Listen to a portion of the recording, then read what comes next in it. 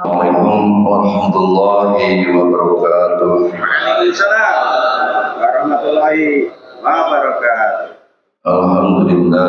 Alhamdulillahirabbil alamin wassalatu wassalamu ala asyrofil anbiya'i wal mursalin wa ala alihi wa sahbihi ajma'in.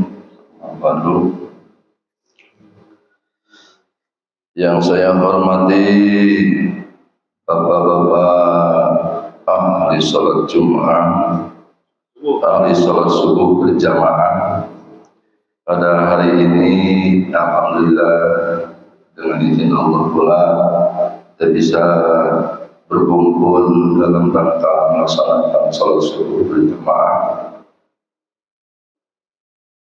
Wabil khusus yang saya hormati Bapak Ketua DKM Pak Haji Imam Suki, yang saya hormati para guru, para ustaz, Pak Haji Wastiawan, Ustaz Haji Bitoyo, dan ustaz-ustaz yang lain yang saya tidak sebut satu persatu, namun insyaallah dengan setulus hati tidak mengurangi rasa hormat dan takdim saya. Mudah-mudahan pada pagi hari ini kita selalu mendapatkan keberkahan dari Allah Subhanahu wa Ta'ala.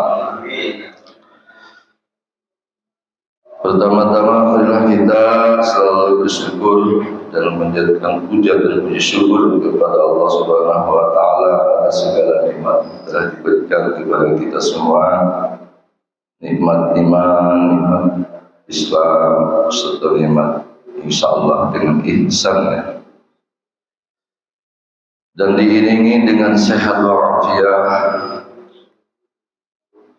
Mudah-mudahan kita selalu mampu memanfaatkan sisa-sisa umur kita selalu untuk beribadah kepada Allah Subhanahu wa Ta'ala, dan mampu kita memanfaatkan daripada kehidupan ini untuk pengabdian diri kepada Allah Subhanahu wa Ta'ala, yaitu dengan agama Allah Subhanahu wa Ta'ala. Salawat dan salam semoga tetap tercurah kepada junjungan alam baginda Nabi besar Muhammad sallallahu alaihi wasallam, dan kepada keluarganya, para sahabat, para tabi'in, dan para umatnya termasuk kita semua. Mudah-mudahan kita termasuk dan tergolong umat yang istiqomah, dan mudah-mudahan termasuk umat sampai akhir hayat, dan mampu kita melaksanakan perintah Allah dan Rasulnya, mampu melaksanakan sunnah-sunnahnya, dan mudah-mudahan kita ditakdirkan, kita berikan manusia yang mendapatkan syafaatul uzma nanti di yaumil qiyamah. Amin ya rabbal alamin. Bapak-bapak, ibu-ibu, saudara-saudara sekalian, seperti biasa kami di sini insyaallah akan melanjutkan tentang fikih atau tentang yang bagaimana untuk bisa melaksanakan ibadah kepada Allah, yaitu bisa melaksanakan sholat, bisa melaksanakan ibadah yang lain. Tapi di saat kita suatu tempat tidak ada syarat-syarat yang memadai untuk melaksanakan sholat, seperti yang kemarin kita membahas tentang wudu, bagaimana bisa sholat tapi kita harus wudu dulu, bagaimana kita bisa melaksanakan ngaji atau baca Quran atau memegang Quran atau sholat yang lain sunnahnya, tentunya harus menunjukkan wudu. Nah, ketika kita di suatu saat kita di tempat yang lain kebetulan tidak ada syarat untuk bisa wudu, maka mempunyai alternatif yang lain, yaitu dengan kita membahas tentang tayamum. Insyaallah walaupun ini banyak yang paham, tapi ini saya ingin untuk mengingatkan kembali saja. Jadi tanbihul bighafilin, ya. Jadi mengingatkan kepada yang sudah lupa, sudah tahu tapi melupa. Mudah-mudahan diingatkan kembali menjadi tambah ingat, tambah tahu. Terkadang kita pun juga tidak tahu, bisa saja pada kita air banyak tapi keadaan sakit tidak memadai untuk untuk terkena air. Nah, jadi bisa saja dengan alternatif seperti dengan memakai tanah atau tayamumnya. Karena di dalam Al-Quran juga diterangkan di dalam surat An-Nisa, yaitu di ayat 42. A'udzubillahi minasyaitonirrajim. Wa in kuntum marda 'ala safarin aw jaa ahadun minkum minal ghaidi aw lamastumun nisa falam tajidu ma'an fatayammamu su'idan thayyiban famsahu biwujuhikum wa aydikum innallaha kana 'afuwan ghafura. Andaikan kalian Allah berikan dengan rasa sakit, atau andaikan kalian dalam keadaan perjalanan, ataupun datang salah satu di antara kalian mempunyai yaitu hajat besar, setelah hajat besar atau menempel atau mengusap daripada perempuan, falam tajidu, namun tidak kedapatan ma'un, air, maka di sini disebutkan fatayammamu sa'idan thayyiban, maka persilahkan untuk bertayamum dengan tanah yang bersih. Famsahu, dengan cara apa? Famsahu biwujuhikum, dengan mengusapkan yaitu ke muka kalian, wa aydikum, dengan kedua tangan kalian. Cukup dengan muka dan tangan. Innallaha 'afuwwun ghafur, sesungguhnya itu Maha Pengampun. Jamaah sekalian dirahmati Allah Subhanahu wa taala, namun bisa untuk sahnya daripada kita bertayamum ada beberapa syarat dan rukunnya. Perlu diketahui oleh kita semua, sesuatu ingin melaksanakan kesempurnaan baik dalam ibadah ataupun pekerjaan yang lain tentu mengandung syarat-syarat dan rukunnya. Nah, syaratnya ini apapun pekerjaan, bisa kerja di suatu tempat juga syaratnya seperti apa. Nah, dalam ibadah pun apalagi mengandung syarat yang kalau harus dilaksanakan kalau kepengen diterima masalah ibadah tersebut. Saya akan membahas sedikit syaratnya dulu. Jadi supaya lebih lengkap, jangan langsung kepada rukun. Ada syaratnya, ada syarat, ada rukunnya, ada sunnahnya, dan ada membatalkannya. Mudah-mudahan kalau kita mencukupi waktu akan diterangkan semua sedikit secara globalnya saja. Ini penting ya, fikih itu. Karena ini untuk membahas ilmu. Kalau ini mendengarkan ilmu fikih tentang pembahasan fikih dengan nunutan, tahu kan nunutan? Ngantuk, tidur, itu tidak ada yang masuk ya. Karena kalau fikih itu, tentang ilmu fikih itu harus dicerna benar-benar. Barangkali saya yang banyak yang salah mohon untuk dibenarkan, jadi semua ditekurlah, direvisi. Seandainya mungkin bapak yang banyak yang tidak tahu, insya Allah sedikitnya untuk menambah ilmu ya. Langsung saja. Bismillahirrahmanirrahim. Ya Allah billahi bil barakah al-Fatihah. A'udzu billahi minasyaitonir rajim. Bismillahirrahmanirrahim. Alhamdulillahi rabbil alamin arrahmanir rahim maliki yaumiddin. Iyyaka na'budu wa iyyaka nasta'in. Ihdinas siratal mustaqim. Siratal ladzina an'amta 'alaihim ghairil maghdubi 'alaihim waladdallin. Wa syara'itu tayammumi khamsatu asya. Jadi di dalam takrib ini khamsatu asya itu, kalau di dalam takrib ada 40 qori atau dengan 40 itu, wa syara'itu tayammumi khamsatu fisolin. Jadi sama aja artinya mah. Jadi syarat-syarat daripada tayamum khamsatu asya ada 5 perkara. Jadi ini untuk menambah ilmu Pak ya, sedikit. Yang pertama wujudul udri bisafari au maradin. Wujudul udri, keadaan kita dalam keadaan sakit ya. Boleh kita melaksanakan tayamum seandainya kita dalam keadaan sakit. Sakitnya sakit apa? Bermacam aneka ragam sakit. Bisafarin atau dengan dalam perjalanan. Au maradin, jadi keadaan darurat, sakit dan perjalanan boleh untuk melaksanakan. Syaratnya itu yang pertama. Waduhulil waqti sholati. Yang kedua, syaratnya harus masuk waktu dulu ya. Jangan melaksanakan tayamum sebelum waktu masuk. Nah, gitu harus paham dulu. Jadi kalau ingin melaksanakan tayamum, waktunya sudah masuk. Kalau sholat duhur mau sholat duhur, berarti tayamumnya ketika setelah azan gitu. Jadi jangan jam 11 sudah tayamum, belum mencari air, keadaan air kita sudah tayamum, tidak sah.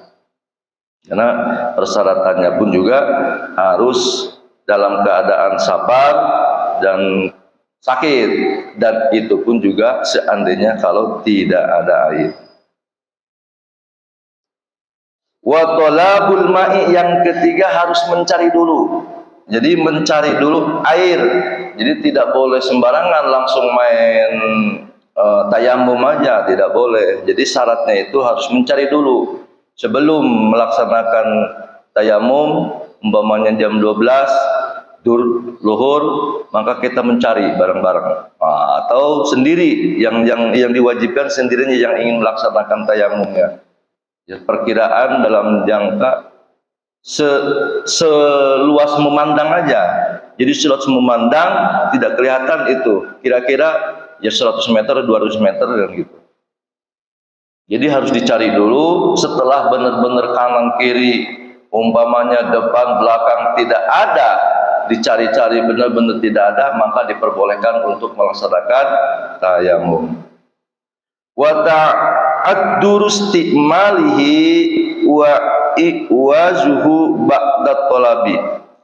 Terus adapun juga air ada, tapi udur itu kenapa? Untuk memakainya. Air banyak tapi susah untuk dipakai.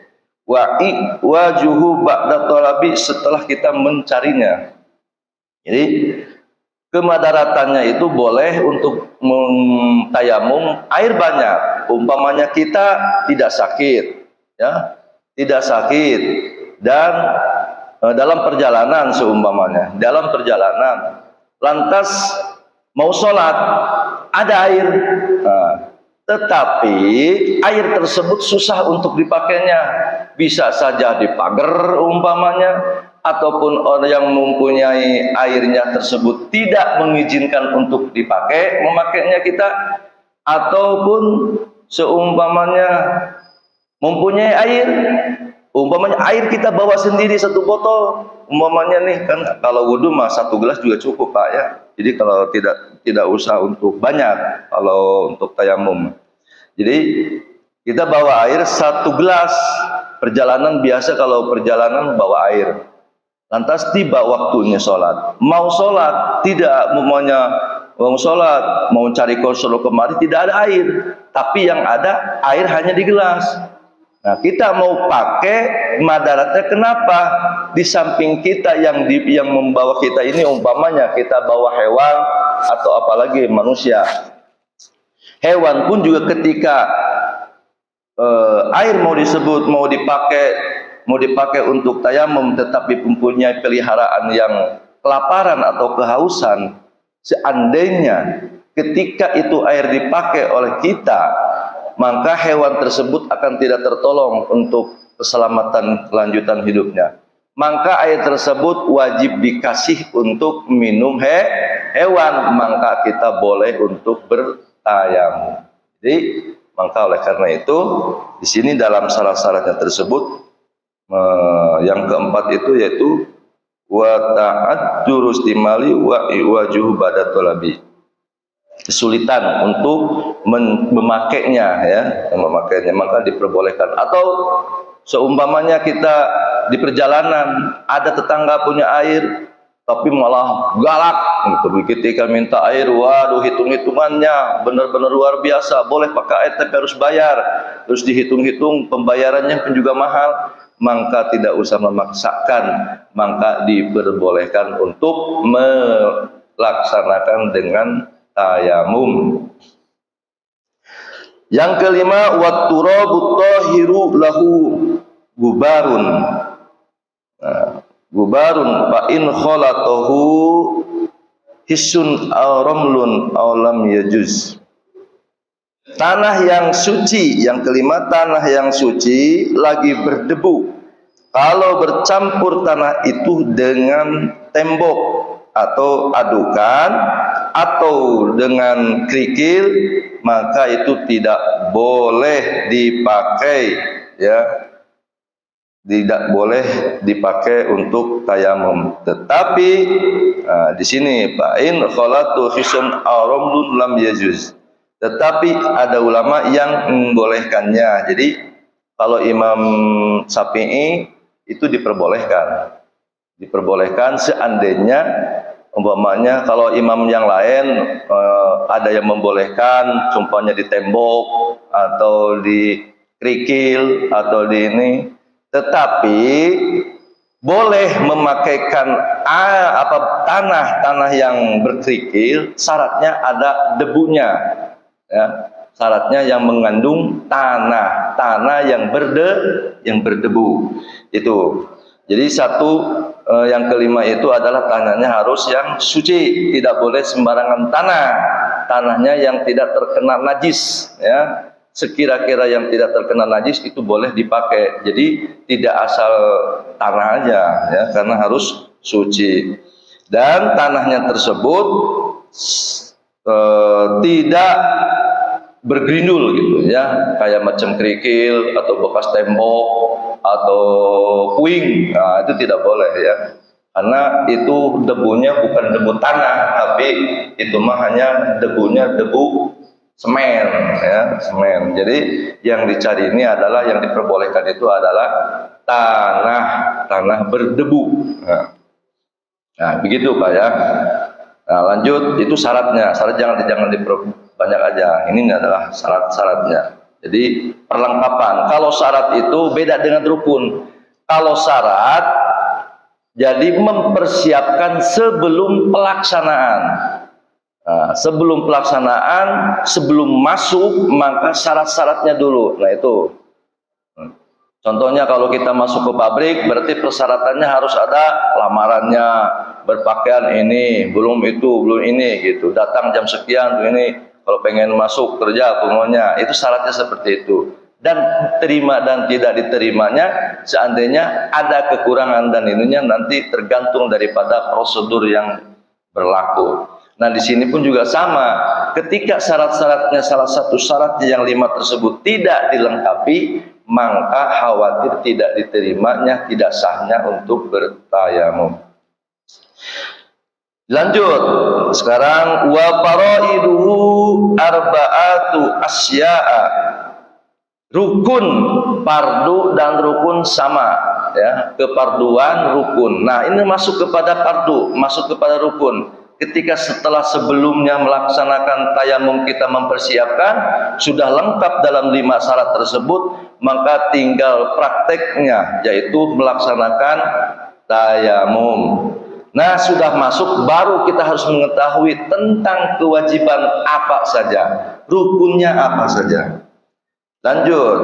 Yang pertama, an-niyatu, yaitu niat. Syarat apapun yang menjadikan keabsahan sahnya itu tergantung daripada niat. Hadisnya mana? Innamal a'malu bin niat wa innamal likulli imri'in ma nawa. Sesuatu apapun, ya, sesuai dengan tujuan, maka kita tergantung niatnya. Sholat pun juga sama, bisa saja seumpamanya pekerjaannya agama, tapi penghasilannya dunia. Pekerjaannya dunia bisa menghasilkan dengan agama. Kalau kita menjadi anak yang soleh, kalau kita punya mindsetnya itu, punya pikirannya itu, bagaimana anak yang soleh itu? Anak yang soleh itu yaitu yang pesantren, yang jadi ustadz, yang jadi pokoknya agama aja semua. Sedangkan orang-orang yang masuk dikategorikan sosial di luar menjadi dokter itu tidak termasuk kata soleh, ya kan? Nah, padahal tergantung daripada niatnya. Seandainya kalau seorang dokter, umpamanya dia perlakuannya benar-benar luar biasa, ingin membantu sesama manusia, terus ibadahnya pun juga bagus, kuat, terus itu termasuk orang-orang yang soleh, karena sering membantu pada orang-orang yang sedang kesusahan. Nah, tingkatan seorang kiai, seorang ustadz pun juga bukan dikategorikan soleh. Seandainya hanya untuk mementingkan diri pribadi, terus niatnya untuk mencari kekayaan daripada agama tersebut, ya, itu pun juga tidak termasuk karena mungkin adalah niatnya kurang baik. Nah, di sini bukan masalah saya membahas itu, hanya untuk gambaran saja. Seandainya di sini untuk melaksanakan tayamum, maka perlu niat. Niatnya bagaimana? Kalau di wudu, niatnya itu adalah muqtaronan bifi'lihi, pekerjaan sebagai dilaksanakan ketika melaksanakan yang wajib, ya. Anggota yang pertama yang dibasuh yang wajib itu adalah mulai niat. Tetapi di sini di praktek tayamum itu niatnya berbeda, ya. Bahasanya pun juga kalau wudu itu nawaitul wudu'a li rabbil hadasil asgori fardoli lillahi ta'ala. Kalau niatnya di sini niat tayamum nawaitu tayamumi rabbil hadasil, maka bukan, ya. Jadi tidak sama, bukan untuk menghilangkan hadas. Jadi tidak ada bahasa rabbil hadasil. Nah, jadi itu perbedaannya. Karena kenapa? Tayamum itu tidak menghilangkan hadas, tapi tayamum itu hanya untuk memperbolehkan untuk ibadah, memperbolehkan sholat, memperbolehkan kalau niatnya untuk sunnah ya sunnah, gitu. Beda dengan wudu, awas nih. Ya. Jadi niatnya tayamum ini bukan untuk raf'il hadas, menghilangkan hadas, tetapi hanya untuk memperbolehkan. Darurat namanya juga, ya. Kita ingin melaksanakan sholat, tetapi airnya tidak ada, waktu sudah masuk, tetapi tidak ada, maka diperbolehkan melaksanakan sholat dengan cara tayamum. Nah, niatnya apa gimana harus tahu, Pak? Ya, nawaitu tayamumi listibahati sholati, listibahati sholati, harus ada fardu, ya, baca fardunya, tidak boleh listibahati sholati lillahi ta'ala doang. Kalau di dalam menurut Imam Syafi'i itu harus ada mafrudotan. Jadi mafrudotan, jadi atau fardhu lillahi ta'ala bolehlah, atau mafrudotan lillahi ta'ala boleh. Yang penting ada kata fardu, ya. Supaya kenapa? Jadi begini, niat ini ada 3 tingkatan. Kalau di dalam tayamum, berarti 1, niatnya kita fardu, nawaitu listibahati sholati mafrudotan lillahi ta'ala. Ada nawaitu tayamumi listibahati sholati lillahi ta'ala. Ada juga nawaitu tayamumi buat apa? Listibahati qiraatil, gitu. Jadi begini biar jelas. Kalau kita melaksanakan niatnya pakai bab mafrudot, maka sholatnya itu boleh dilaksanakan padu, boleh melaksanakan sholat qobliyah atau ba'diyah boleh, atau melaksanakan megang Quran boleh pada waktu itu, asal jangan batal dulu. Atau melaksanakan sholat jenazah boleh kalau memakai niatnya fardhu lillahi ta'ala. Tetapi kalau niatnya listibahati sholati saja, maka tidak untuk niatnya melaksanakan sholat fardu, maka tidak boleh dilakukan untuk melaksanakan sholat fardu. Contohnya nih, saya ingin hanya bisa membaca Quran atau membaca Quran, atau ingin sholat sunnah, ya. Saya niat sholat sunnah, umpamanya sholat sunnah nih, sholat duha, nggak ada air, maka kita tayamum. Nawaitu tayamum min istibahati sholat lillahi ta'ala. Nah, ketika kita sudah melaksanakan tayamum, lantas kita melaksanakan sholat duha, maka setelah itu tiba-tiba duhur masuk, maka itu harus kembali lagi bertayamum kembali, itu ya. Jadi harus kembali tayamum. Jadi itulah, insya Allah dengan seperti itu. Jadi di dalam kitab saya juga sering pernah membuka dari Fathul Qorib. Kalau ini jadi matan takrib Fathul Qorib, dan membuka dari Fathul Mu'in sama seperti itu. Jadi niatnya itu, kenapa alasannya? Innamal a'malu binniyat. Alasannya itu tergantung daripada niatnya, ya. Jadi seandainya Bapak umpamanya berak, ya, umpamanya tiba-tiba berak tapi nggak ada air, pakai batu. Pakai batu, setelah pakai batu 3 kali, lantas mau sholat, ya nggak jadi masalah, udah wudhu aja. Atau Bapak seumpamanya mimpi berhubungan dengan istri, dengan istri orang lain, kalau Bapak dengan istri sendiri, mimpinya, umpamanya, lantas basah tuh, tiba-tiba sholat atau subuh, mimpi subuh, nggak ada air, dilapakan air, nyari semua gersang karena musim kemarau, ataupun juga seumpamanya ada air pun juga najis, pokoknya madarat aja. Nah, madarat seumpamanya seperti itu, ya, udah nyancak nyari kemana-mana, kampung sini nggak ada, itu nggak sini nggak ada umpamanya, maka boleh untuk bertayamum. Boleh bertayamum. Bagaimana tayamum? Masa guling-guling kayak kucing atau kayak ayam cukup gitu pakai tanah? Enggak. Hanya darbata ini, yaitu membasuh muka dan tangan saja. Boleh. Tidak umpamanya tidak ini mandi langsung sholat. Nah, diperbolehkan, ya. Pusingnya ya, aduh bahaya ini sholat tangan ini bahas begini katanya.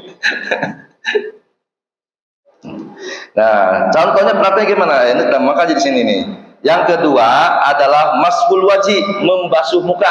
Pertama niat, wajib niat. Niatnya beda. Niatnya itu, jadi niatnya itu bukan di sini, tapi ketika nakluturobi, memindahkan daripada tanah. Jadi begitu tanah ngambil di sini. Sini nih.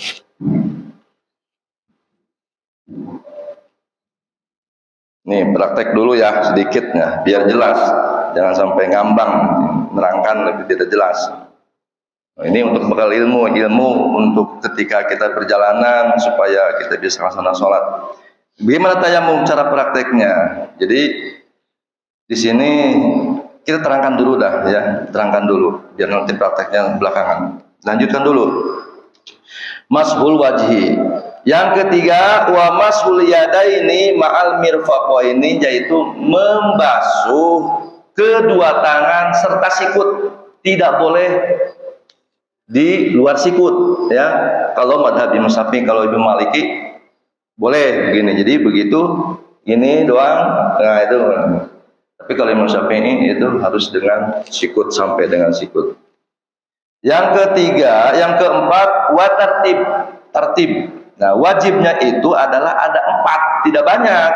Niat, membasuh muka, membasuh kedua tangan, dan tertib. Tertib itu adalah udwan ala udwin, berurutan. Jangan tangan dulu baru muka, atau dari umpamanya cara makainya pun juga, cara prakteknya yang paling ini. Nah, ini prakteknya. Jadi tanah itu tidak usah banyak Pak, cukup 1 sendok pun juga diperbolehkan untuk bisa melakukan tayamum. Umpamanya kita Bapak di sini, saya umpamanya mau berangkat ke pegunungan, seumpamanya mau tur bagaimana ya acara keluarga. Karena di sini sekarang musim kemarau, di sana takutnya tidak ada air karena pegunungan itu mempunyai gersang atau tanah tandus seumpamanya. Kita persiapkan di sini, bawa air, bawa tanah sekantong atau sekantong. Diperbolehkan, persiapkan. Pas di sana benar, pas nyampe ke tempat rekreasi apa bagaimana, tiba-tiba waktu duhur masuk mencari air nggak ada. Wah, nggak ada. Seumpamanya air yang bawaan pun juga buat minum habis. Nah, itu diperbolehkan. Caranya gimana? Tanah yang sudah kita bawa itu, maka kita disiapkan nampan boleh, atau kertas boleh, orang boleh, kita hamparkan seperti begini. Nah, kita sudah persiapkan, bawa tanah tersebut ditabur di kertas tersebut ya. Nanti meratakan dulu. Setelah diratakan, ini cara prakteknya. Nah, di situ ketika mau melaksanakan sudah masuk waktu, niat nawaitu listibahati sholat. Jadi ketika ini nawaitu listibahati sholati fardholillah ta'ala. Jadi harus ada pengganti atau nawaitu badal. Dan nawaitu tayamumi li badal wudu'i. Nah, gitu. Jadi umumnya listibahati sama aja. Jadi bukan untuk tayamum itu untuk menghilangkan hadas, tapi hanya sekedar memperbolehkan melakukan kewajiban sholat ya, sholat. Jadi prakteknya begini. Nah, naqluturabi memindahkan tanah ini dari sini plot 1. Pertama, jadi dorbata ini 2 pukulan, yang 1 plot untuk muka. Kalau muka itu ada prakteknya dari sini kemari, ada pun juga di sini boleh ya. Nah, gitu. Jadi semuanya begini. Jadi antara yang sama seperti wudu itu, nah itu wudu tidak boleh terhalang. Dan ketika di sini ada ininya harus dibuka. Seandainya di sini umpamanya tanah di sini nih, ini ada cincin seumpamanya karena menghalang, maka harus dibuka dulu ya. Nah, apalagi tangan. Begitu nempel, baru disitu sudah niat, saya niat tayamum untuk mengganti daripada wudu karena Allah Ta'ala, di fardholillah ta'ala, baru membaca di sini. Nah, gitu ya. Atau kalau dulu saya pernah praktek mukul begini, langsung begini muter. Nah, ini gini nih. Nah, ini nih gini nih. Kalau saya masuk, nah ini yang di sini itu kan belum kepake nih, baru begini tutupin. Nah, dan ketika mau makainya itu begitu nempel, itu harus tepik dulu supaya tidak belepotan, nanti cemong di sininya. Begitu plug, boleh dibuka begini plug. Nah, ya gitu dibiasin dulu. Tapi jangan masuk lagi sini, jangan begini. Nah, tapi begitu nempel dibuang di sini. Ya, jadi 1 muka, umpamanya begini, rapin semua. Nah, gak usah, wah gitu. Cuman 1 kali aja, seulas gitu beres, udah, buang. Terus yang kedua, yaitu buat tangan ini cincin tidak boleh ada yang nempel, apalagi jam tangan semua. Nah, contohnya mirfaqo ini, ya boleh ya, sedikit praktek dulu lah. Jadi harus dibuka dulu. Nah, begini. Ini tadi yang sudah 1 kali untuk muka. Yang kedua, plug. Nah, caranya gimana? Sama begini, plug dibuang. Ini ada batas-batasnya ini nih, antara jari dengan telapak di sini, ini jari dengan telapak. Ini yang disunahkan yaitu dengan tangan kanan dulu. Satu ini jari begini nih. Nah, ini nempel. Nah, begini nih. Ya, begini nih. Satu begini. Jadi garis di sini itu buat nyetret kemari. Ini yang belum kepake berbalik. Nah, gitu. Boleh ya, gitu kan. Di tangan kanan dulu. Tuh. Masuk ini nih yang buat ini masukin. Nah, ini yang tadi tertinggal, yang jempol ini ditinggal. Otomatis kan begini. Ini jempol jangan sampai ke bawah dulu. Nah, nanti belakangan kemari dibalik. Nah, tuh. Nah, ini yang belum ini baru di sini ngusap. Tuh. Yang keduanya sama. Ini jangan melewati, ya, jangan melewati. Karena melewati nanti takutnya ini ke bawah juga, nantinya kehapus. Nah, gini batasnya. Batas kira-kira pas buat menutupi daripada muka ini. Dua begini, balik sampai ke sikut, berbalik juga. Yang ini belum kepake, masuk sini. Jari masuk lagi gini. Plak, sudah selesai. Itu cukup. Tayamum. Boleh melaksanakan sholat. Gitu. Ya. Nah, jam 5 lewat. Lanjut apa sudah, Pak? Itu daripada praktek tata cara tayamum, ilustrasi sedikit supaya Bapak lebih jelas lagi ya. Saya tidak salah. Insya Allah dengan cara seperti itu, dengan hasil kajian ya beberapa daripada kitab dan contoh-contoh daripada video-video pun juga sama. Jadi kita setelah menerangkan seperti ini, itu udah analis dulu ya dengan caranya dan praktiknya seperti itu. Sekedar saya hanya menyampaikan, ya mudah-mudahan aja nih. Jadi ketika kita tidak tahu sekarang ada di masjid, di rumah tiba-tiba harus berangkat kemana umpamanya di perjalanan ternyata waktu luhur karena kita orang iman, orang beriman, Islam beriman, meyakinkan bahwa sholat itu adalah kewajiban, tidak mau meninggalkan, mau melaksanakan, tiba-tiba air tidak ada atau keadaan apapun juga, maka kita ada solusinya. Umpamanya sakit seumpama tidak boleh kena air, kan di situ diterangkan di dalam Al-Quran, al-maridun ketika sakit maka boleh, tidak usah harus lagi bersafar aja, berjalan-jalan di rumah saja pun juga boleh melaksanakan tayamum. Seandainya sakit menggigil, seandainya saya kalau berkena air maka udah jatuh sakit lagi, atau bisa mati, atau lukanya lukanya di sini. Kalau kena air maka akan menambah sakitnya, bakal tidak sembuh-sembuh. Nah, darurat bihul mahdhurah boleh dilaksanakan seketika spontan untuk melaksanakan tersebut untuk menghindarkan daripada kemandaratan. Itu perjalanan sakit atau syaratnya atau wajibat tatolibi. Jadi taat dulu istimali itu udur untuk dipakai, tidak boleh dipakai. Banyak air tapi harus belinya mahal, tidak sesuai dengan harga. Nah, itu nggak usah dipaksakan, udah tayamum aja gitu ya. Atau karena perban seumpamanya, kalau perban itu boleh tayamum ya. Kalau umpamanya diluka di sini nih, luka boleh dengan tayamum. Tapi kalau ada air tetap harus pakai air. Bagaimana ini? Gak usah dibuka di perbannya, gak usah. Syaratnya kalau pengen perban tidak dibuka, kita awal untuk membalik perban tersebut tidak boleh dalam keadaan tidak berwudu, harus suci dulu ya, harus suci dulu. Maka boleh ketika mau melaksanakan tinggal usap aja, gak usah dibuka.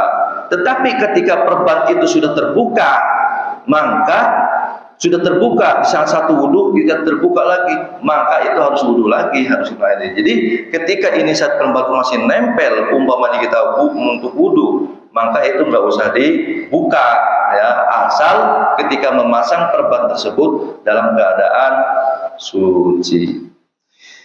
Demikianlah ya. Ini ada sunnahnya dan ada membatalkannya. Apa sekarang apa besok aja?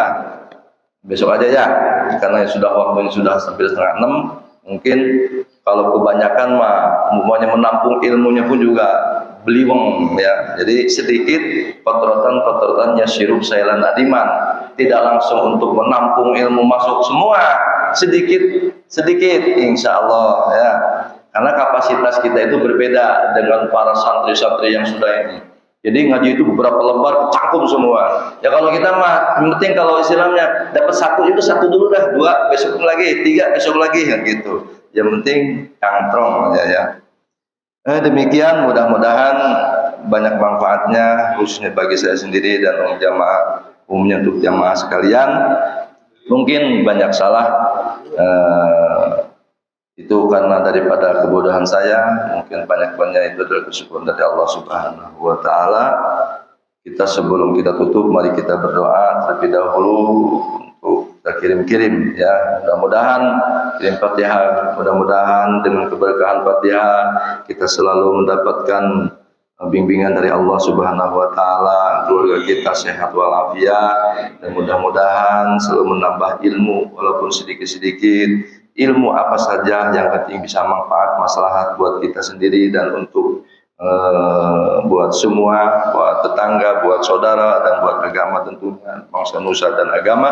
Dan mudah-mudahan kita selalu berikan panjang umur untuk selalu beribadah kepada Allah Subhanahu wa taala.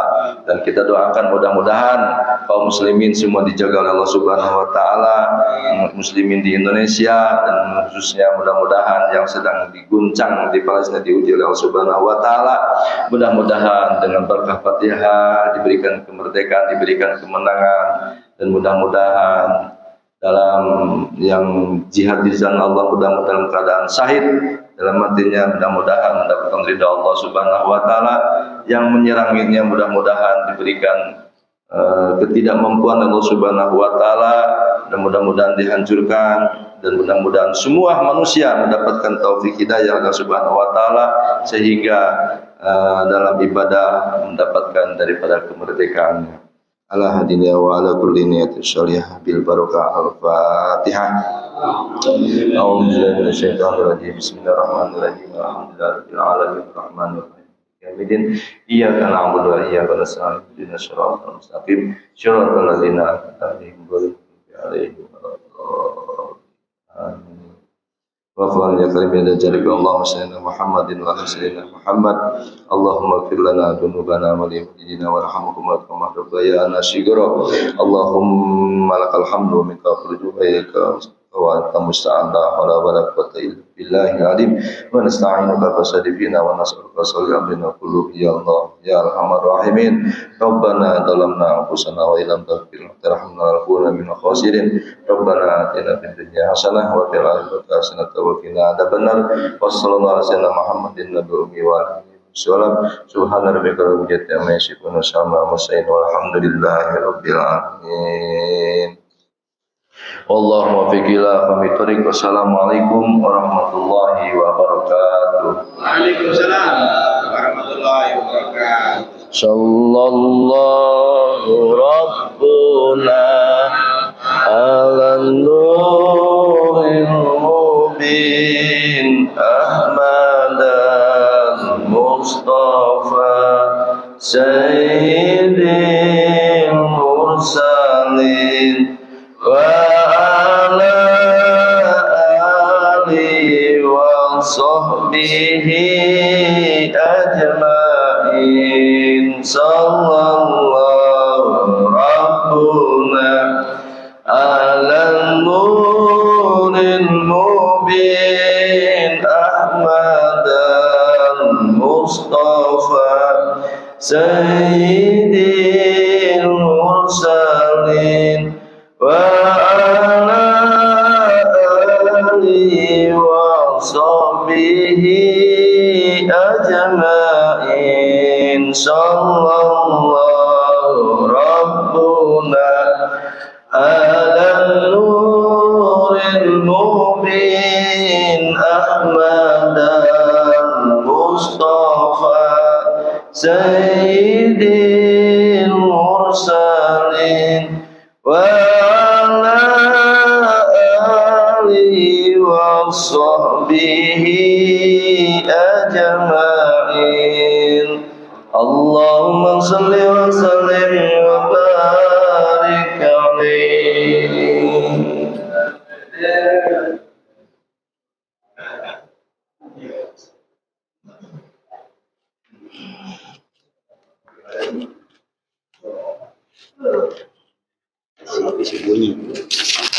Allahu Akbar.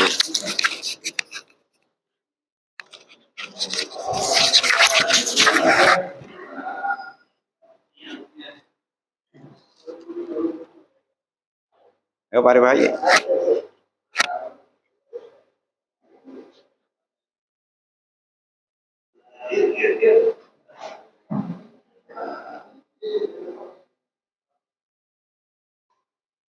Ya.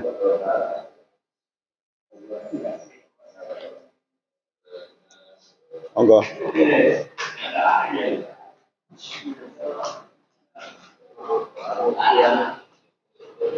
Tempe. Hei. Tempe. Mangga wajib.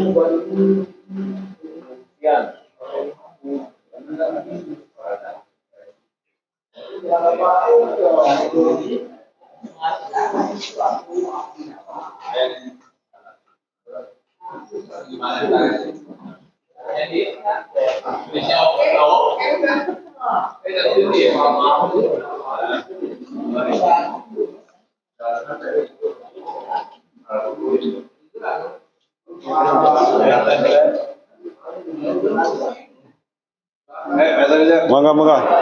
Dipun sekecakan.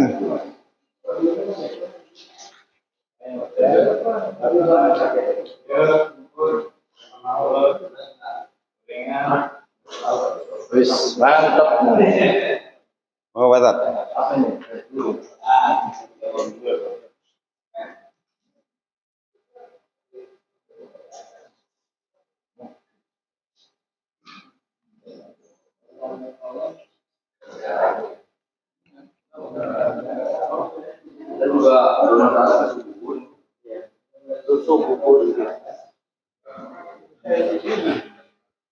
Bubur kacang hijau.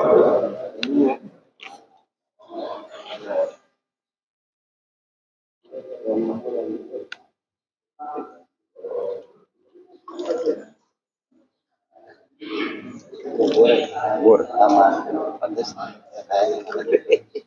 Cabai. Full. Pakai cabai. Kita makan bubur, nyarap bubur.